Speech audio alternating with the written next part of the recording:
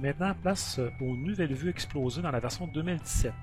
Vous remarquez que la version 2016, vous aviez l'outil de Auto Explode qui était disponible. Malheureusement, disparu dans la version 2017.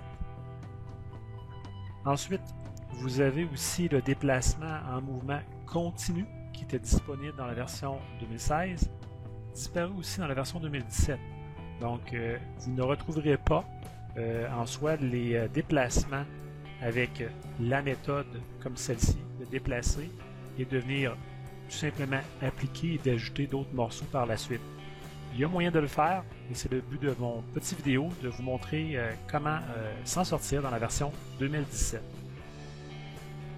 Maintenant, dans la version 2017, bien sûr, c'est différent au niveau de la création des vues explosées. Avec la version R2, possible de tout simplement cliquer droit sur l'assemblage et de créer directement une présentation à partir de l'assemblage. On va être en mesure, à ce moment-là, de venir créer notre vue explosée. La différence, c'est que l'emphase dans la version 2017 par Autodesk a été mis beaucoup sur le temps et le mouvement. Donc on est plus proche un petit peu au niveau de l'animation. En soi, Inventor Publisher n'est plus disponible en version 2017 et c'est la raison pourquoi que la vue de présentation a grandement changé. Donc pour déplacer les composants, on n'a plus bien sûr l'option de les exposer automatiquement et de toute façon, c'était très peu utilisé par les utilisateurs. Vous avez quand même le choix ici de pouvoir déplacer les composants. Ce qui change, c'est qu'on n'a pas l'outil de mouvement continu et on n'a pas non plus l'outil d'appliquer tout simplement mouvement et de conserver la sélection. Alors, ce que nous allons faire, c'est tout simplement, plutôt que de passer avec les nouveautés avec la barre de temps et de mouvement, donc vous pouvez voir ici la durée qui vient s'ajuster. C'est sûr qu'à ce point-ci, si vous décidez de déplacer des composants, ce qui va arriver, c'est qu'on va déplacer le composant ici, le deuxième, on aura à ce moment-là un déplacement avec un temps. Donc on remarque ici le temps et on aura un effet d'animation. Et là, ce qui arrive, c'est qu'on va venir créer ce qu'on appelle nos snapshots. Donc, je déconseille à ce moment-là, si vous ne voulez pas faire de vidéo, de ne pas procéder comme ceci. On va plutôt se créer une vue statique. Donc, la vue qui est ici, vous voyez que si je double-clique dessus, on est en vue de vue explosée statique. Il n'y a pas de barre de temps. Pour obtenir cette vue-là, ce qu'on vient faire, je vais effacer tout simplement la vue que j'ai créée. Donc au départ, on est comme ça.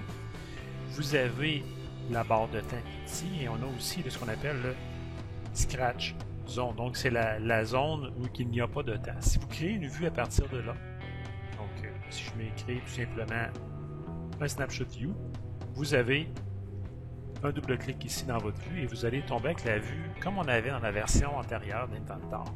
Si jamais vous n'avez pas fait ça, donc vous allez travailler plutôt avec la barre de temps et déplacer les composants.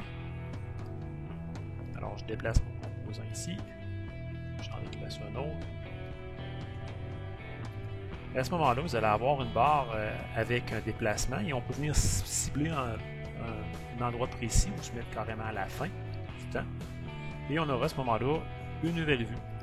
La différence, vous voyez ici, entre les deux vues, on a une vue avec une barre de temps vie et une barre de temps qui est statique. Si je double-clique ici, vous avez une vue explosée comme on avait à l'époque. Si je double-clique ici, on a une vue mais qui est reliée à la barre de temps. Donc c'est pour faire de l'animation. Donc si jamais vous voulez la dissocier, vous pourriez aussi tout simplement venir, par exemple, modifier le déplacement et briser le lien. À ce moment-là, vous n'aurez plus de lien avec la barre de temps. C'est une autre manière de procéder. Alors, ce qu'on va faire, on va venir travailler avec notre vue statique. Je double-clique dessus, on n'a pas de barre de temps et on est capable de venir espacer les composants sans problème. Donc, je vais vous montrer maintenant, étant donné que la barre de temps n'est plus là, on n'a plus de temps ici.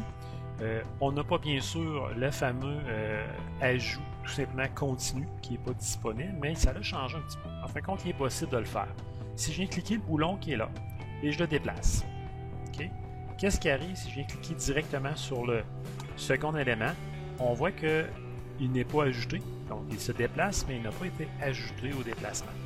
Ce qu'on doit faire à ce moment-là, je vais venir faire un petit recul ici, on vient se passer, on clique notre composant, on déplace et on vient de tenir CTRL enfoncé, on ajoute celui-là et on déplace à nouveau.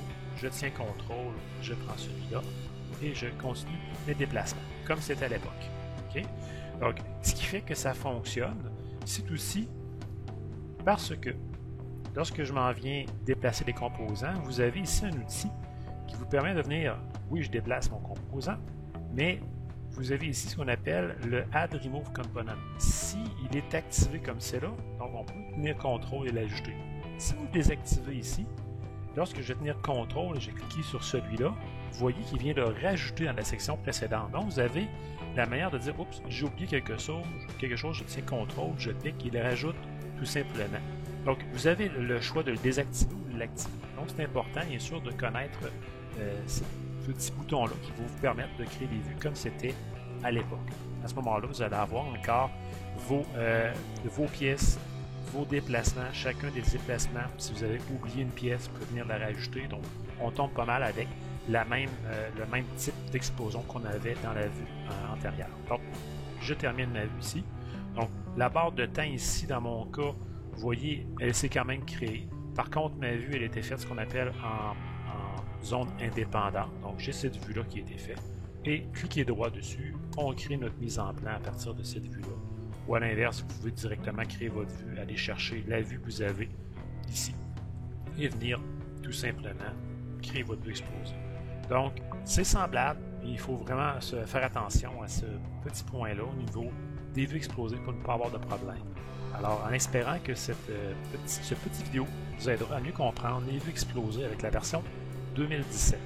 Bien sûr, si vous voulez avoir plus d'informations concernant l'animation, c'est tout à fait nouveau. Donc, je vous recommande peut-être une formation de transition ou d'aller chercher l'information sur Internet.